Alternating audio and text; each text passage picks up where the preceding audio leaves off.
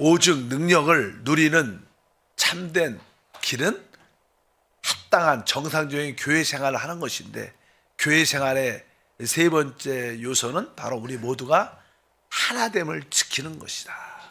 오직 성령 안에서만이 하나 될 수 있고, 특별히 교회를 세우는 사도들은 기본적인 원칙을 지켜야 되고, 성도들이 영적으로 성숙해야 된다. 또 지난 시간에는 우리가 십자가를 서로 받아들일 때만이 바로 우리가 하나에 이룰 수 있다, 이렇게 말씀하고, 오늘은 특별히 우리가 하나 될 수 있는 길은 바로 우리가 진리만을 붙잡을 때 하나 될 수 있는 줄 믿습니다. 진리. 그렇다면 진리가 무엇인가? 우리가 진리라는 단어를 많이 쓰죠. 진리가 무엇인가? 진리는 이렇게 성경은 설명합니다. 요한복음 1장 17절 말씀을 보면, 율법은 모세로 말미암아 주어진 것이요 은혜와 진리는 예수 그리스도로 말미암아 온 것이라. 율법은 바로 중보자 모세를 통해서 이렇게 주어진 것이지만, 은혜와 특별히 진리는 예수 그리스도로 말미암아 온 것이다. 그러니까 예수 그리스도가 오실 때 은혜도 왔고 진리도 왔다는 거예요. 이 의미는 바로 예수 그리스도 그분이 바로 은혜이자 그분 자체가 진리인 것을 알 수 있습니다. 그래서 보통 사람들은 진리하면 어떠한 지식, 변치 않는 것들, 어떠한 교리, 확실한 교리, 이렇게 객관적인 어떠한 지식 체계에 대한 이해를 갖습니다. 그러나 성경에서 말하는 진리는 바로 예수 그리스도 그분 자체입니다. 그분 자신이 진리입니다. 그분이 우리 안에 올 때 우리는 참된 진리, 모든 실제를 갖게 될 줄 믿습니다. 그래서 주님은 요한복음 14장 6절에 말하죠. 예수께서 이르시되 내가 곧 길이요 진리요 생명이니 나로 말미암지 않고는 아버지께 올 자가 없느니라. 그래서 우리 주님은 내가 길이고 내가 진리다. 나로 말미암지 않고는 아버지께 올 수 없다. 우리 아버지 하나님은 영이십니다. 그분을 만나려면 그분을 만나는 어떤 실제가 있어야 되는데, 바로 그분을 만나는 실제 진리는 예수님이라는, 그분을 떠나서는 절대로 아버지를 만날 수도 없고 아버지께 올 수도 없는 줄 믿습니다. 그래서 어떤 지식의 한 다발의 어떤 객관적인 어떠한 교리나 사실이 아니라 진리는 예수 그리스도가 진리고, 저도 진리를 붙잡고 여러분도 진리를 붙잡으면 우리는 그분 안에서 어떻게 자연스럽게 하나가 될 수 있다. 또 진리는 성경에 보면 성령이 진리라고 말해요. 성령. 요한 1서 5장 6절에 말합니다. 이는 물과 피로 임한 이시니 곧 예수 그리스도시라. 물로만 아니요 물과 피로 임하셨고 증언하는 이는 성령이시니 성령은 진리니라. 그래서 성령은 보혜사를 우리가 진리의 영이다, 이렇게 말하죠. 진리의 영. 그래서 바로 성령만이 진리, 성령만이 우리에게 참된 하나님의 실제를 가지게 한다. 여기 보니까 뭐 물과 피로 임하셨다. 사실 우리 주님이 십자가에서 죽으셨을 때 옆구리에 창이 찔려 물과 피를 다 쏟아냈죠. 바로 거기서 그냥 피는 바로 우리를 구속을 의미하는 것이고, 바로 이 물은 우리에게 생명을 주는 것입니다. 그래서 물과 피, 바로 그분은 우리를 구속하실 뿐만 아니라 구속의 결과는 우리에게 생명을 주는 것이기 때문에 항상 물과 피가 같이 언급된다. 이 물과 피를 알게 하는 것이 무엇이냐? 바로 성령이시다. 성령만이 바로 참된 진리인 줄 믿습니다. 그리고 나서 진리는 우리가 잘 알다시피 하나님의 말씀을 진리라 그래요. 뭐 태초에 말씀이 계셨고 이 말씀이 하나님과 함께 하셨는데 이 말씀의 육신이 되신 분이 주 예수님이시죠, 사실. 그러니까 같은 맥락이지만 말씀도 곧 진리입니다. 그래서 요한복음 17장 17절에 그들을 진리로 거룩하게 하옵소서. 아버지의 말씀은 진리입니다. 이렇게 말합니다. 아, 하나님 말씀만이 진리구나. 그러니까 아까 말한 것들은 진리가 무엇이냐? 예수 그리스도. 그분은 성령이 진리고 또 그 진리는 말씀이니까 사실 예수 그리스도와 성령과 말씀은 분리될 수 없죠. 그것은 사실 영적으로 하나인 줄 믿습니다. 그래서 우리가 이러한 진리를 붙잡으면 당연하게 우리는 하나됨 안에 있게 됩니다.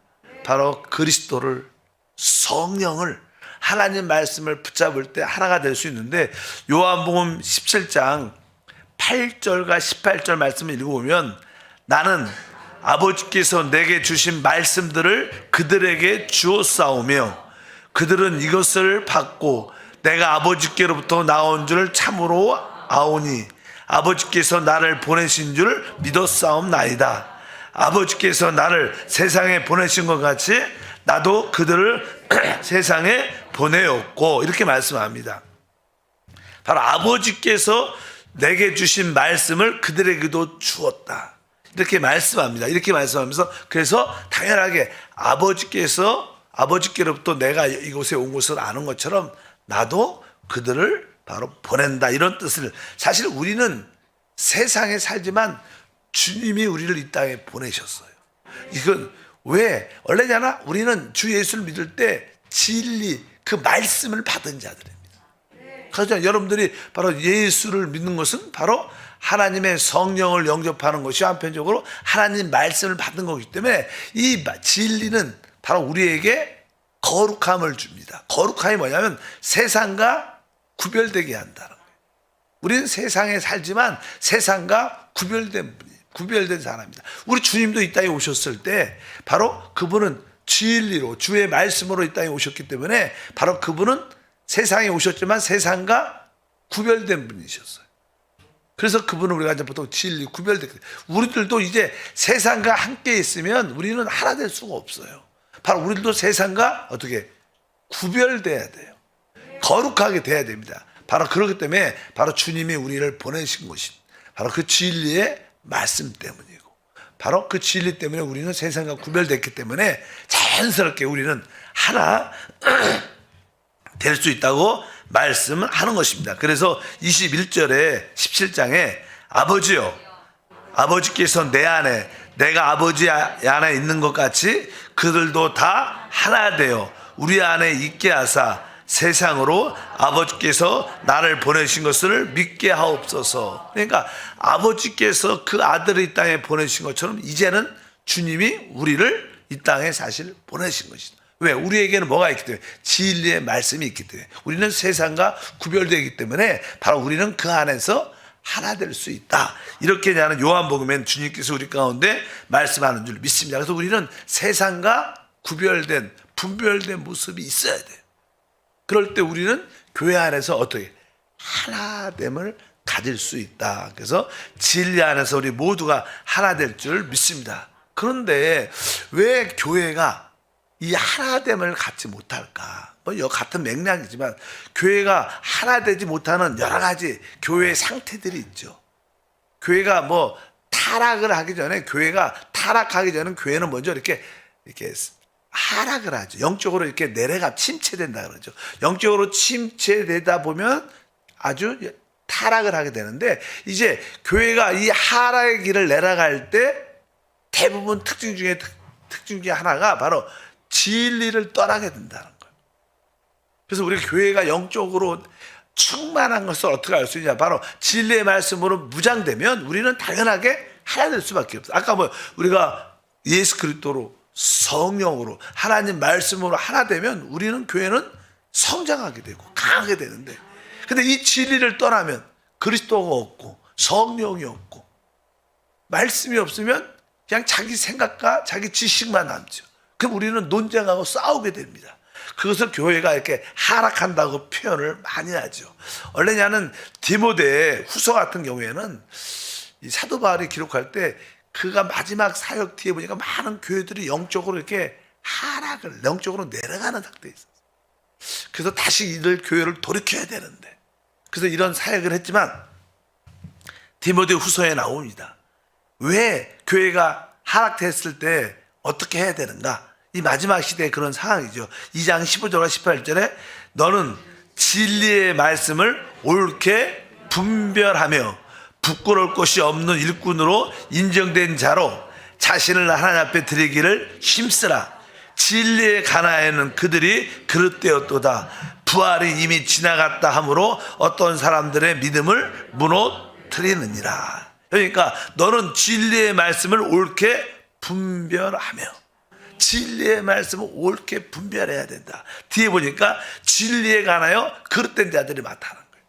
그 마지막 그 사도 바울의 뒷부분의 많은 교회들의 상태들이 진리의 말씀에서 그릇됐고, 진리의 말씀에 분별력이 없기 때문에 그들이 하락의 길을 가면서 하나됨을 갖지 못한 것을 분명히 알아야 됩니다.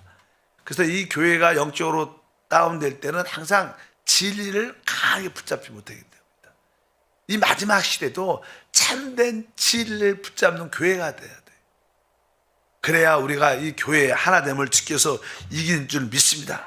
그렇지 않으면 다른 일에, 망령되고 헛된 일에, 논쟁에, 당을 짓는 일에, 자기 주장에 늘 교회가 싸워요. 교회가 싸우는 교회는 어찌하든지 뭐예요? 교회가 영적으로 하락의 길을 가고 있다는 거예요. 왜? 진리를 붙잡지 않기 때문에.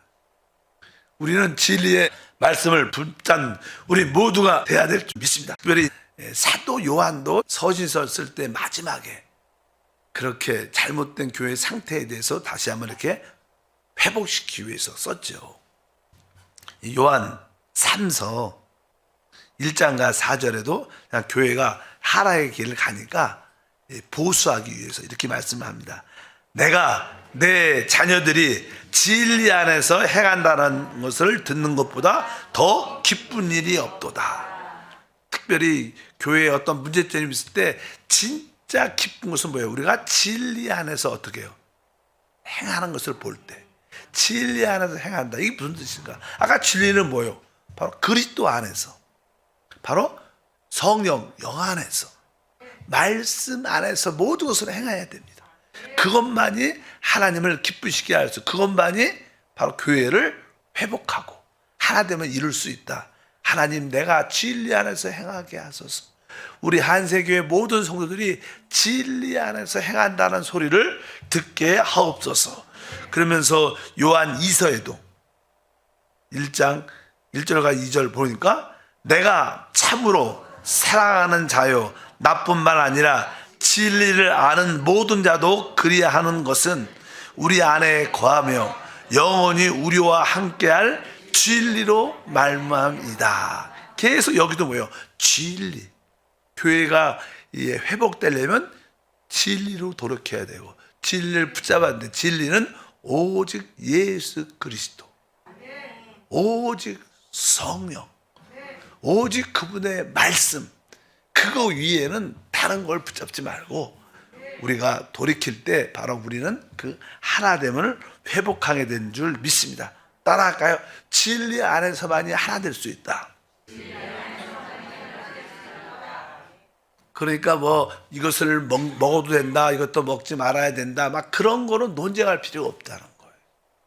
뭐 이런 날을 지켜야 된다, 다 꼭 이렇게 해야 된다, 그런 거 지키지 말고 일단은 주님이 우리를 받으셨으면, 주님이 그분을 받았으면 우리도 기쁨으로 그냥 그분을 받아들이면 돼. 나하고 뭐 생각이 다르니까, 믿음의 방식이 다르니까, 은사가 다르니까 이렇게 해서는 절대로 안 된다는 것을 분명히 알아야 됩니다.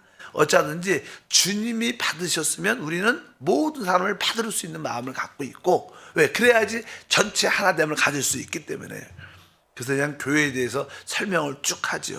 교회는 무엇인가? 교회는 진리의 기둥이요, 진리의 터다. 그러니까 교회의 기둥과 터는 진리다. 이런 뜻으로 난 디모데전서 3장 15절에 기록되어 있습니다. 만일 내가 지체하면 너로 하여금 하나님의 집에서 어떻게 행해야 할지를 알게 하려 함이니 이 집은 살아있는 하나님의 교회요 진리의 기둥과 터니라. 아멘. 그러니까 하나님의 집이 무엇이냐? 하나님의 집은 이 땅에서 그분의 교회입니다. 뭐 교회가 그리스도의 몸이니까 그 안에 주님이 계시죠. 그러니까 바로 하나님의 집은 이 시대에, 이 땅에서는 교회인데, 이 교회가 뭐냐? 교회는 바로 진리의 기둥과 터다. 그러니까 이 교회의 기둥, 교회의 터는 뭐라는 거예요? 진리라는 거예요. 교회는 진리로 기둥이 세워지고 교회는 진리로 터가 세워지는 겁니다. 그래서 기둥과 터가 바로 교회의 진리구나. 진리가 교회의 기둥과 터가 되는 줄 믿습니다. 그래서 교회는 진리가 없으면 교회는 기둥이 없으니까 터가 없으니까 세워질 수도 없고 또 기둥이 없으니까 무너지죠. 그러니까 우리가 진리를 확실히 알아야 돼요. 우리가 어떤 성경 지식이나 교리가 아니라 진리를 붙잡으면 하나 될 수 있다. 오 주 예수 그리스도 성령 그리고 그분의 말씀, 그것을 우리가 분명히 알아야 된다. 그래서 교회는 오직 진리 위에 세워지는 줄 믿습니다. 그래서 우리는 진리를 떠나서 다른 것을 말하면 안 된다. 그래서 우리 고린도 후서 13장 8절에 우리는 진리를 거슬려 아무것도 할 수 없고 오직 진리를 위함 뿐이니. 그러니까 교회가 세워질 때 어떤 사역자들은 진리가 아니라 다른 것을 기초로 세워져요. 설사 오순절 교회일지라도 뭐 여기는 안 그러지만 다른 이렇게 미국이나 어떤 남미 같은 데 하면 막 방언을 기초로 해서 세워요. 방언을 해야 돼. 방언. 자꾸만 그렇게 강조하면 방언을 안 하는 분들은 그 교회에 들어와서 다른 성도들과 하나되기가 어려워요. 그렇지 않습니까? 자기 체험이 중요하니까 많은 사람들이 체험을 강조를 많이 해요. 체험도. 근데 체험은 사람마다 특성이 다른 거예요. 어떤 사람은 성령이 체험될 때 막 떼굴떼굴 굴르고 통에 자복하고 막 콧물 눈물 많이 흘리는 사람도 많죠. 그러나 어떤 사람은 조용하게 성령 받는 사람도 있어요. 그렇다고 안 받았다 이렇게 말할 수 있죠. 우리의 체험도 중요하겠지만 체험은 다 동일하지 않아요. 구원도 마찬가지예요. 어떤 분이 구원을 받으면 어떤 분이 그렇게 물어봐요. 구원이 무엇이? 구원을 어떻게 체험할 수 있어요? 보통 사람들은 이렇게 주 예수를 믿으면 구원을 받습니다. 근데 그 주 예수를 믿으면 구원받는 말이 어디에 기록되어 있어요? 하나님 말씀에 기록되어 있어요. 그래서 우리가 성경을 캐논, 정경이라 그래, 정경. 우리의 모든 신앙의 기초는 뭐예요? 하나님의 말씀이에요. 그러니까 그리고 나서 이제는 이 말씀 안에 성령이 체험될 때 성령의 체험도 말씀을 벗어나지 않는 거예요. 아무리 성령의 다양한 은사나 표현이 체험이 나타날지라도 성경 안에 나타난 것만 우리가 붙잡아야지. 이 종종 성령 은사가 많이 나타나서 이것도 성령의 역사다. 그래서 뭐 전에 뭐 어떤 오순절 파 또 여러 가지 미국은 옛날에 브론스빌리라는 교회가 있었어요. 거기도 막 뜨거운 교회란 저도 미국에 한번 갈 때 그 교회를 들려봤어요. 근데 지금은 흐지부지해졌더라고. 막 그 교회는 뭐 방언도 예언도 되게 강조하는 그런 교회였었는데 일단은 그런 것이 중심이 되면 안 됩니다. 언젠가 또 이렇게 식고 가라앉으면 또 사라질 수 있습니다. 어차피 교회는 무엇으로 중심으로? 진리를 중심으로. 아까 성령의 역사가 너무나 강력해서 어떤 분들은 팍 쓰러지고 어떤 사람은 이렇게 거룩한 옷을 막 깔깔깔 막 하고 자유해갖고 막 웃고 웃는 사람 보니까 더 웃고 막 웃다 보니까 이러다 보니까 사람이 건강하게 치유되고 그런 교회도 많아요. 그런 교회도 있어요. 그러니까 사람들이 그런 걸 보러 또 쓰러지기 위해서 어떤 분이 손 딱 대고 또 딱 대면 딱 쓰러져 갖고 또 한 3, 4분 누워 있다가 일어나고 막 그런 것도 많아요. 그러나 이것이 다 성령의 역사다. 이렇게 다 말할 수 있지는 않다는 거예요. 아니라는 뜻이 아니라 그러나 성령의 역사가 체험적으로 많이 나타나도 이것이 어디에? 하나님 진리, 말씀 안에서 검증돼야 되고 그것을 넘어설 수 있지는 않다. 만약에 그것을 넘었으면 그게 영의 세계에 이르기 때문에 성령의 역사인지 어둠의 영의 역사인지 구별하기가 쉽지 않다는 거예요. 그래서 그런 것들 분명히 알아야 된다. 우리는 진리 안에서 그래서 오늘 말씀에 우리는 진리를 거슬려 아무것도 할 수 없고 오직 진리를 위할 뿐이다. 진리 오직 예수 그리스도 안에서 그분의 인격 안에서 그분의 성령 그분의 영 성령 안에서 말씀 안에서 우리가 진리를 붙잡아야 우리가 서로 어떻게, 중요한 것은 이걸 붙잡아야지 하나가 되는 거지, 그렇지 않으면 우리는 나누어지고 또 사단의 역사에 속을 수밖에 없다고 분명히 알아야 됩니다. 그래서 우리는 참된 신앙과 예수 그리스도에 대한 참된 신앙과 그분에 대한 영적인 어떤 지식을 확실히 갖고 있어야 된다. 그래서 우리 에베소서 4장 14절 14절에 우리가 다 하나님의 아들을 믿는 것과 아는 일에 하나가 되어, 이렇게 말씀을 합니다. 그러니까 우리가 다 뭐예요? 하나님의 아들을 믿는 것과 그분을 아는 일에 하나가 돼요. 그것은 뭐예요? 우리가 어린아이 같이 되지 말고 바람에 밀려 요동하는 것이 흔들리지 말라는 거예요. 교회 안에 종종 참된 믿음의 말씀이 없기 때문에 사람들이 흔들립니다. 또 이상한 사람들 이야기를 들으면 귀가 솔깃해갖고 그래? 그렇게 생각을 하는 분도 많아요. 그러나 여러분들은 참된 진리를 가지려면 여러분들이 이 말씀 안에, 성령 안에, 그리스도 안에 들어오셔야 되고, 여러분들이 그동안 조금 알았고 배웠던 지식도 있고 체험도 있어요. 설사 그것이 있을지라도 이 말씀 안에, 진리 안에 딱 들어오면 내 것을 버릴 수도 있어야 돼요. 내가 옛날에 들은 거, 어떤 목사가 얘기했던 것만 그대로 받아들이면 안 되는 거예요. 참된 진리는 어디 있어요? 그리스도 안에 있어요. 성령 안에 있어요. 말씀 안에 있는 줄 믿습니다. 그래서 여러분들이 하나님을, 아들을 아는 신앙과 그분을 아는 영적 지식에 여러분들이 확실해서 어린아이 같은 신앙이 안 돼서 흔들리지 말고 그 하나됨 안에 있을 때 우리는 승리하게 될 줄 믿습니다. 그래서 교회는 뭐 진리를 붙잡는 곳이고, 진리로 세워지는 곳이고, 진리로 충만한 곳에서 교회 안에 사역자들이 중요하죠. 뭐 사역자들이, 그래, 왜 성도들을 영적으로 온전케 돼야 하나 될 수 있으니까. 그래서 교회 안에는 이렇게 영적으로 뭐 사도도 있고 이런 표현이 있죠. 우리가 에베소 4장 11절 12 너무 잘 아는, 어떤 사람은 사도, 어떤 사람은 선지자, 어떤 사람은 복음을 전하는 자, 어떤 사람은 목사와 교사로 삼으셨으니 이는 성도를 온전하게 하며, 이렇게 성도를 온전하게 하기 위해서 하나님이 은사에 있는 다양한 사역자들을 교회 안에 보내주셨는데, 일꾼들을, 장로님이나 재직들을 보내주셨는데, 이런 사역을 통해서 우리가 영적으로 온전하게 되는 것이 중요하다. 그래서 어떤 사역자들이 자기가 체험한 것을 막 강조하면 하나가 안 됩니다. 옛날인데, 요즘에는 안 그렇지만 어떤 교회를 가면 하나님 앞에 경건하게 기도해야 된다, 무릎 꿇고 기도해야 된다 강조하는 교회가 막 그런 교회도 있더라고요. 무릎 꿇고. 요즘에는 식당도 이렇게 다 이렇게 바닥에서 이렇게 다 이런 걸 바꾼 것 같으니까, 나이가 드는 분들이 많으니까, 나이가 드는 분들은 사실 무릎 꿇고 기도하기가 쉽지 않죠. 그냥 체질이 안 되면. 근데 그냥 어떤 교회는 하나님 경건한 기도 생활을 하려면 무릎 꿇고 해야 된다. 그래갖고 뭐 그것을 되게 강조하는 교회도 많고, 아까 말한 것처럼 어떤 오순절 교회는 그냥 방언을 그렇게 강조해요. 너무나 강조해. 그 방언을 안 하는 사람은 잘 이렇게 적응이 안 돼. 또 어떤 교회는 방언하는 걸 그렇게 싫어해. 그러면 또 안 되는 거예요. 그래서 우리 특별히 순복음교회 성도들은 기도를 이렇게 30분, 1시간씩 뜨겁게 하잖아. 그럼 방언교를 당연히 하죠. 하고 그냥 동네 교회를 한번 갔더니 기도를 막 했더니 어느 목사님 오셔갖고 기도하는데, 우리 교회는 방언을 하면 안 됩니다. 그러고 툭 떠갖고, 그래서 어떻게 했어요? 그러면 뭐 오지 말라는 거죠. 새벽 예배.